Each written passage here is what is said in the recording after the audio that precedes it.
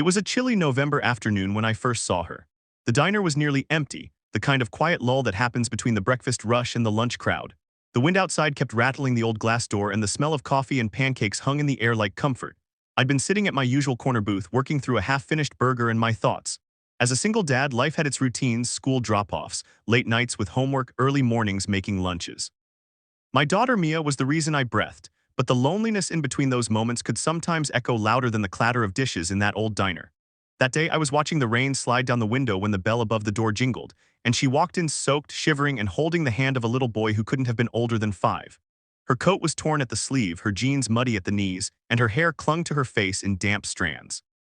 But the way she held herself, protective, calm, trying to smile at her son, made her look stronger than anyone I'd ever seen. She looked around like she wasn't sure she belonged there. The waitress Maggie came up and asked, "You need a table, hun?" The woman nodded shyly. "Just something small, please." Her voice was soft, a little shaky. They sat in the booth across from mine. The boy pressed his nose to the window watching the rain while she tried to warm his hands with hers. I noticed she wasn't wearing gloves and her fingers were red from the cold. Maggie came by with 2 menus, but the woman shook her head. "Just coffee, please, and maybe a hot chocolate if that's okay." Her eyes darted toward her son, then down to her lap. Maggie smiled gently. "Of course it's okay, sweetheart, I'll bring it right over." As the minutes passed, I couldn't stop watching them, not in pity but in quiet admiration. She didn't seem embarrassed by her torn clothes or the stares from a few customers who whispered near the counter. She focused only on her boy, brushing his hair from his face, smiling every time he giggled at the steam rising from his cup.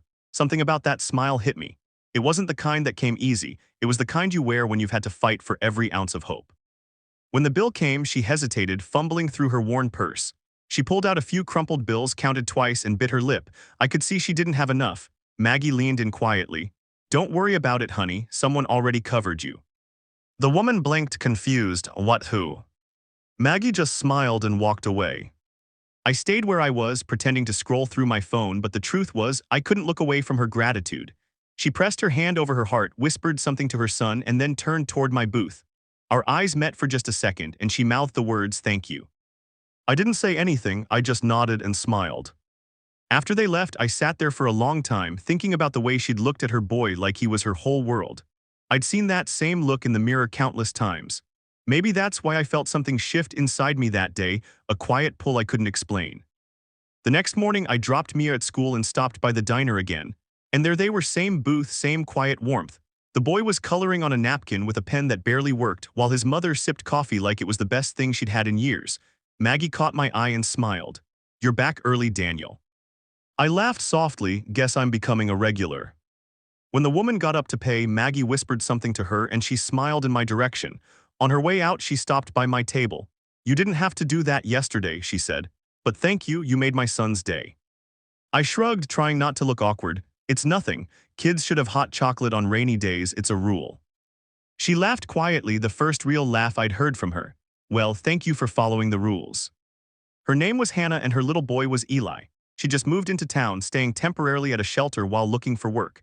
She'd been a nurse's aide before the pandemic shut things down, and after losing her job and her home, she was starting from scratch. The way she told it, there wasn't an ounce of bitterness in her voice, just determination. She spoke about rebuilding her life like it was a project she'd already begun piece by piece. We kept running into each other after that.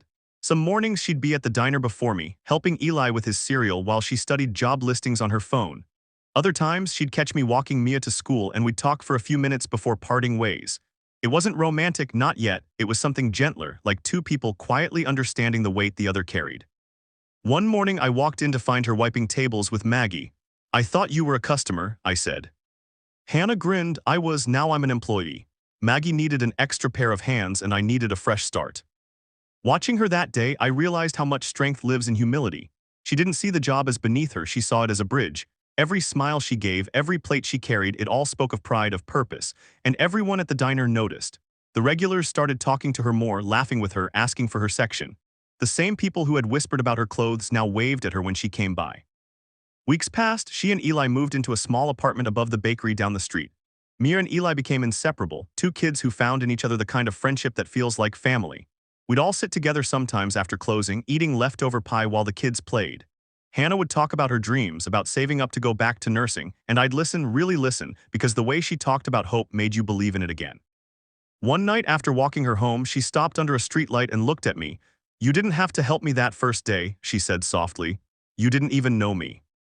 I shrugged, maybe I didn't need to. Sometimes we just recognize people who are trying their best. She smiled, that same smile that had stopped me in my tracks the first day. Well, thank you for seeing me when no one else did. That winter was tough, long, cold, and slow for business. But the diner survived mostly because people came not just for food but for what it felt like. Maggie used to say, "We don't serve plates here, we serve comfort." And she was right. One evening just before closing, a man in a fancy suit walked in. He looked around, frowning. "Excuse me, are you Hannah Brooks?" he asked sharply. She froze. "Yes, sir. I'm from the hospital downtown. We've been reviewing applications and your old supervisor gave us your name. Are you still interested in rejoining as a nurse's aide?" Her eyes widened and for a moment she just stood there speechless. Yes, I am," she finally stammered. He smiled. "Then consider this your official offer. We've heard great things about you." He handed her a paper and left. When the door closed, she turned to me, eyes wet with tears. "I got my job back," she whispered. Maggie whooped from behind the counter, the kids clapped, and me, I just stood there smiling, proud in a way I couldn't explain. That night after locking up, Hannah and I walked outside together.